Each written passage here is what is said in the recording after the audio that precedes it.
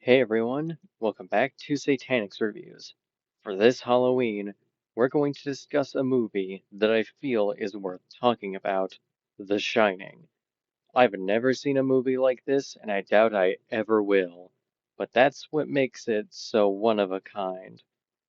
I've never actually read the book, which is common of me with most film adaptations, but from what I've heard, this is completely different, so it can be judged as just a movie that can be left up to interpretation. I usually don't get wrapped up in these sort of art house films due to the fact that there isn't much personality, but this is a case where I can accept the look, feel, and tone of the entire experience. The premise is so simple and yet so effective. A family of three stay at a hotel that's said to be haunted after the deaths that occurred there. No one else lives in this hotel, but there's always this looming atmosphere to the entire place. On top of that, they're warned not to go into room 237. Obviously, someone's going to go in there, but you're just waiting for it. The movie is very slow, which I usually hate, but the way it's shot gives the hotel a dreary, almost lifeless feel. You really feel like you're going through a house that belongs to the dead.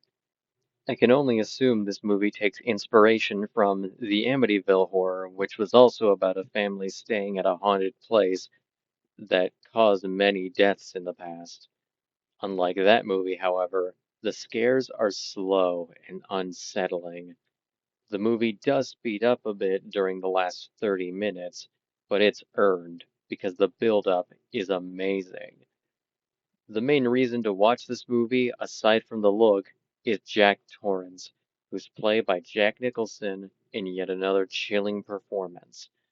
You can tell he's trying to be a good father, and he'll do anything to keep his son Danny safe. But even before he goes insane, he's still pretty scary. There's always this looming tension throughout the movie. You know that at some point, something has to happen to get things going.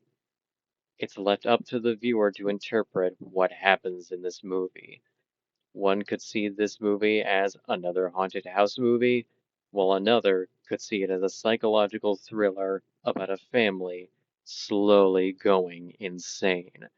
What I love about this movie is that I don't have to wait for the memorable scenes. Just about every scene in this movie is memorable. Danny roaming the hallways of the hotel, Jack tossing the ball down the hall, the long drive to the hotel, and of course, any scenes of Jack's insanity.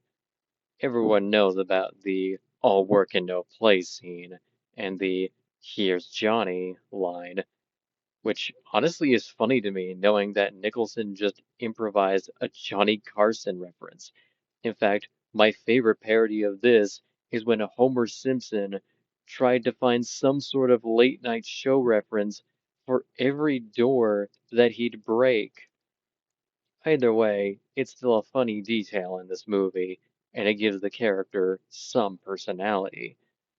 I hear a lot of people saying that they found Jack's wife, Wendy, played by Shelley Duvall, as well as Danny, pretty annoying, but I disagree.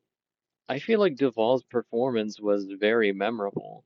Everyone just remembers her being all worried and scared, but she has a lot of charm to her scenes outside of those moments, and she is able to fend for herself. She's a real caring mother and wife, always wanting what's best for her family, but she has to take action when her husband is going insane. Also, let's face it, if you found out your spouse was going insane and had dreams of killing you and your kid, you'd be freaked out as well. The best horror movies for me are the ones where you don't want to see anyone get killed off. Outside of the three, there's also Dick Halloran, who's played by Scatman Crothers, Apparently, his scene with warning Danny about the hotel took so many takes that Crothers was absolutely exhausted. Kubrick made this movie a living hell to work on due to his long shots and extensive dialogue scenes. You know what? I think this is why everyone was seeing ghosts in this movie. It's official.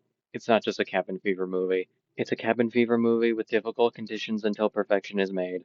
There isn't much music in this movie, but when it does show up, it's effective and eerie. The scares range from these two creepy girls, the most deadpan and zombified deliveries, a disgusting woman that Jack sees in the bathroom, and blood coming out of an elevator. These supernatural elements leave it up to the viewers as to whether or not it's really happening.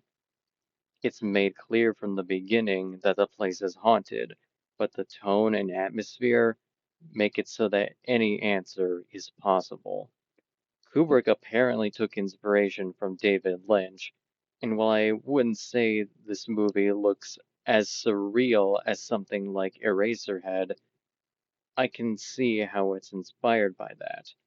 With that said, don't expect a horror movie that's similar to ones like Halloween or the Texas Chainsaw Massacre, where there are a ton of deaths, kills, and scares. You have to wait for the scares because this movie is either a little less than 2 hours or nearly 2.5 hours long. The copy I own is a Blu-ray copy of the extended version, so that's the one I'm most familiar with. It adds some more lines and bonus scenes, which many consider pointless, but I still think they work effectively. Still, you'll have to keep that in mind when deciding to watch this movie. Personally, I don't mind alternate cuts as long as the original still exists, but I did need to go out of my way for a few movies to get the theatrical cuts. But that's another story, though, because that's not the case with this one. Overall, I highly recommend this movie to horror fans. Even if you're not into horror, I suggest doing some research on the movie before experiencing it to see if it's something you'd enjoy. It's an absolute classic, and I watch it every year around Halloween. I know it's technically more of a winter movie considering all the snow you see, but it's still a horror movie. For me to describe this movie any further would be difficult because it's not quite the type of movie you can explain. It's just something you have to experience on your own. Enter at your own risk. Book your stay and enjoy your stay at this hotel, but expect the unexpected. I'm giving this movie a 10 out of 10. Happy Halloween, everyone, and enjoy your spooky season.